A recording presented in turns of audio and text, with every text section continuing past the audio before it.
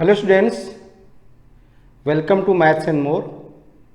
मैं अशोक प्रजापति सर आज 9th class का एक ऐसा क्वेश्चन लेके आया हूँ मैथ्स का चैप्टर 1 का, जो कि जनरली हर स्कूल में पूछा जाता है। और इस क्वेश्चन को आप लोग कॉन्सेप्ट अच्छी तरह समझ लोगे, इस पे 2-4 क्वेश्चन की प्रैक्टिस कर लोगे तो 3 से 4 नंबर आपके पक्के हो जाएंगे। इसके अलावा भी इसमें देखेंगे और भी मैं 9th के क्वेश्चंस लेके आ रहा हूँ, जो अच्छे क्वेश्चन जो हमेशा पेपर में रेगुलर पूछे जाते हैं। मेरे को पढ़ाते करीब 28 साल हो गया, तो हम लोग को पता है कि हर स्कूल में कैसे कैसे क्वेश्चंस आते हैं।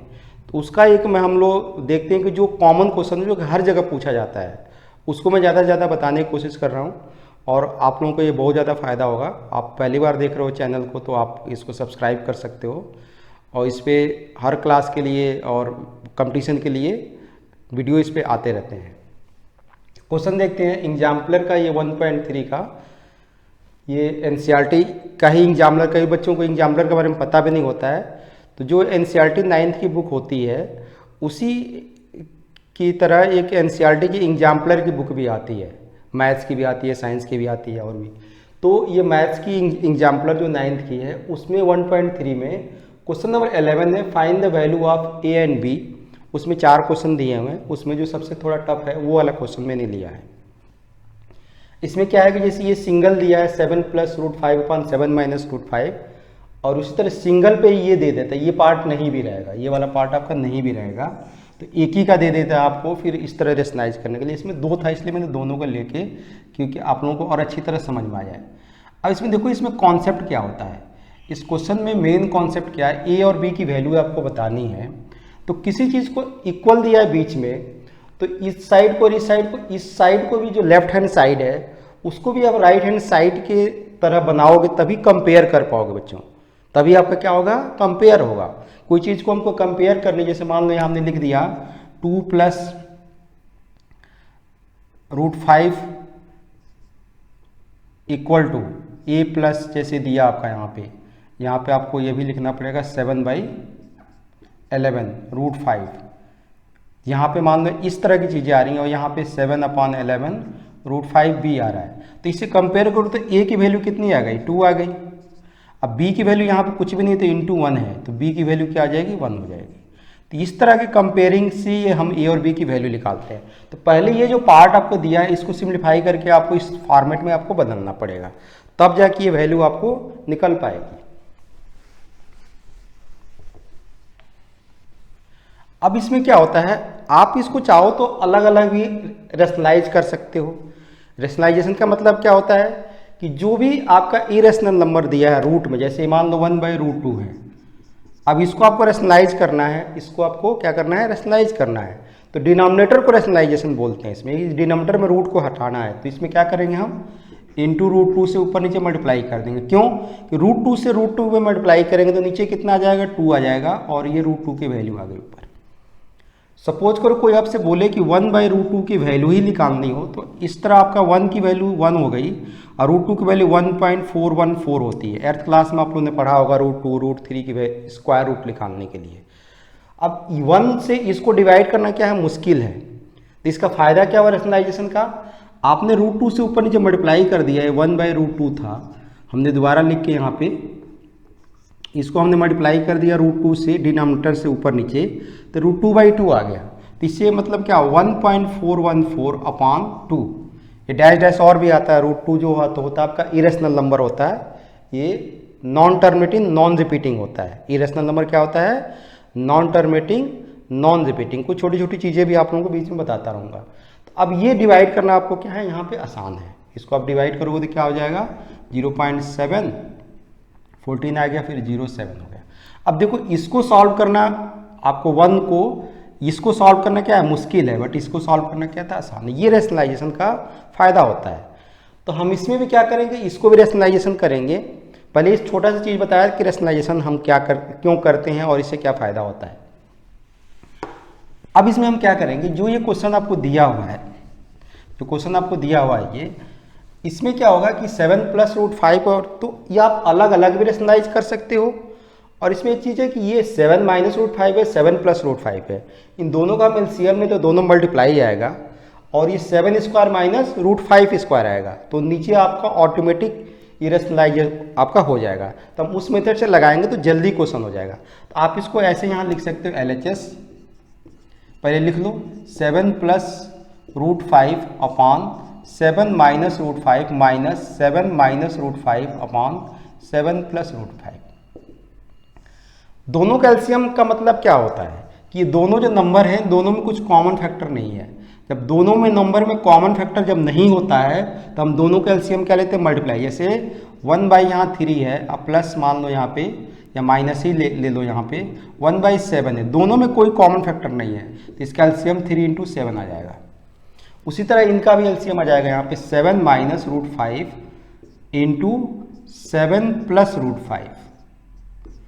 अब इसमें क्या होगा, ये जब से आपने ले लिया इसका इंटू यहाँ होगा और इसका इंटू यहाँ होगा। क्यों, जैसे ये हमने जब ये लेते हैं 3 × 7, अब इस 3 से इसको डिवाइड करोगे तो ये 7 बचेगा, तो 7 × 1 तो 7 आ जाएगा, और 7 से डिवाइड करोगे तो 3 बचेगा, तो 3 × 1 आपका 3 आ जाएगा। तो क्या हुआ, इसका इंटू यहाँ हुआ, इसका इंटू यहाँ हुआ, वही ऊपर आपका आ जाता है ऐसे। तो अब यहाँ इसका मल्टीप्लाई करोगे, देख लो इन दोनों को मल्टीप्लाई करो, दोनों सेम वैल्यू है, 7 प्लस √5 इंटू 7, ये दोनों का इसका और इसका मल्टीप्लाई हो जाएगा। तो ये दोनों, क्योंकि ये बताया ना कि दोनों का हमने एलसीएम, इससे डिवाइड करेंगे तो यही बचेगा और इससे इसमें मल्टीप्लाई होता है। तो अब ये मल्टीप्लाई करोगे तो क्या आएगा आपका यहाँ पे, ये जो आ जाएगा यहाँ पे 7 प्लस √5 का होल स्क्वायर आ जाएगा, फिर बीच में माइनस आएगा। अब ये इससे इसमें मल्टीप्लाई हो जाएगा, तो ये क्या आएगा 7 माइनस √5 का होल स्क्वायर। ये मेरे ख्याल से अच्छी तरह समझ में आ गया होगा आप लोगों को। अब इसको जब सिंप्लीफाई करोगे, ये a प्लस बी का होल स्क्वायर होगा, ये a माइनस बी का होल स्क्वायर होगा। कई बच्चों को a प्लस बी का whole square minus a minus b का होल स्क्वायर भी पता होता है, उसको भी यूज कर सकते हो, या इसको आप सबसे बेस्ट रहेगा एक्सपेंड कर दो। तो a प्लस बी का इसमें क्या लगेगा, होल स्क्वायर लगेगा। क्या हुआ, a स्क्वायर, देखो a प्लस बी का होल स्क्वायर क्या होता है, a का स्क्वायर प्लस b का स्क्वायर प्लस 2ab, ऐसे आएगा। जब यहाँ माइनस होगा तो यहाँ पे माइनस आ जाएगा। सेम ऐसे लगाएंगे तो क्या हुआ, 7 का स्क्वायर प्लस √5 का स्क्वायर प्लस 2 × 7 × √5, ये इसका आपका हुआ। फिर माइनस आएगा ये ब्रैकेट में, क्योंकि ये a माइनस बी का यहाँ लगेगा 7 माइनस √5 में, तो 7 का स्क्वायर प्लस √5 का स्क्वायर माइनस ही आएगा यहाँ पे 2 × 7 × √5, ऐसे आ गया। ये आप लोगों ने लिख लिया होगा, ये तो फार्मूला था यहाँ पे 7 × √5। और नीचे आपका क्या आएगा, नीचे देखो कौन सी आइडेंटिटी लग रही है, a माइनस बी और a प्लस बी। तो a माइनस बी और a प्लस बी, ये सब जो चीज़ें इधर लिख रहा हूँ ये लेफ्ट में आप लिख सकते हो समझने के लिए, आपको मेन यहाँ नहीं लिखना लेफ्ट में। तो a माइनस बी और a प्लस बी क्या होता है, a square minus b square होता है। क्या होता है, a square minus b square. तो ये मतलब कितना, इसमें 7 है, b की वैल्यू कितनी है, √5 है। देखो दो नंबर सेम है, एक बार माइनस आया एक बार प्लस आया, दोनों को सॉल्व करोगे तो 7 का स्क्वायर माइनस, तो ये 7 का स्क्वायर हो जाएगा, अब माइनस किसका होगा, √5 का स्क्वायर। अब देखो यहाँ करोगे क्या होगा, 7 का स्क्वायर 49 होता है, सबको पता होगा। √5 का स्क्वायर का मतलब है √5 × √5, √5 का स्क्वायर का मतलब है √5 × √5, मतलब रूट का जब 2 बार मल्टीप्लाई करते हैं तो वही नंबर आ जाएगा हमेशा 5। जैसे √3 का स्क्वायर निकालना हो, क्या हो जाएगा, √3 × √3, इसका मतलब ये 3 आ गया। तो ये कितना आ जाएगा यहाँ पे, √5 का स्क्वायर 5 हो जाएगा, फिर प्लस ये आएगा 2 7 जा 14 √5। देखो 2 से 7 में इंटू होगा, इंटू आपका √5, तो आपका 14 √5। ये माइनस है तो ये साइन क्या होगा, सबका चेंज कर देगा। तो 7 का स्क्वायर 49 आ जाएगा, और ये प्लस है तो माइनस हो जाएगा 5, और ये आ जाएगा प्लस हो जाएगा 2, तो ये 14 हो जाएगा √5। ये आ गया ऊपर आपका। अब नीचे क्या आएगा यहाँ पे देखो ध्यान से, 7 का स्क्वायर आ गया 49, माइनस ये आ जाएगा √5 का स्क्वायर 5। अब देखो इसमें क्या कट रहा है, इस 49 से ये 49 कट गया, 5 से ये 5 कट गया। क्यों कटा, क्योंकि ये प्लस है और ये माइनस है। तो 49 में से 49 माइनस करोगे तो क्या होगा, कैंसिल हो जाएगा। अब 5 में से 5 गया तो ये भी कैंसिल हो जाएगा। बचेगा क्या यहाँ पे, 14 √5 और 14 √5, ये बच जाएगा आपका 28 √5। अपॉन में नीचे आएगा आपका 49 में से 5 जाएगा, तो 49 में से 5 जाएगा तो आएगा आपका 44। अब इसको आप क्या करो, सिंप्लीफाई करो। 11 से ये 4 से कट जाएगा, 4 11 जा 4 से कटेगा 7, तो ये आपका देखो क्या आएगा 7/11√5, ये बच रहा है। ओनली क्या बच रहा है 7/11√5। अब ये जो आपने LHS सिंप्लीफाई किया इस पार्ट को, तो ये आपको लास्ट में बच रहा है। अब क्या हुआ, देयरफॉर क्या हुआ कि ये जो चीज़ थी ये इसके इक्वल है, तो हम कंपेयर कर लेंगे दोनों साइड। अब मैं यहाँ कर लेता हूँ इस साइड में,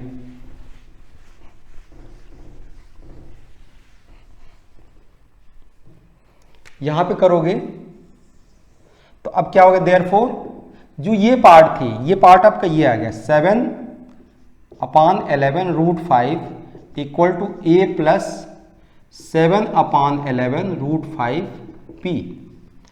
अब देखो इस साइड में क्या है, कुछ भी नहीं है इधर प्लस में, तो हम यहाँ चाहो तो +0 लिख सकते हो, क्योंकि इसी की तरह ये इसको बनाने के लिए, और यहाँ 7√5 नहीं तो यहाँ पे चाहो तो इंटू 1 लिख सकते हो, ये समझने के लिए। अब क्या करेंगे, बाय कंपेयरिंग, आप इसमें क्या करोगे, दोनों साइड कंपेयर करोगे।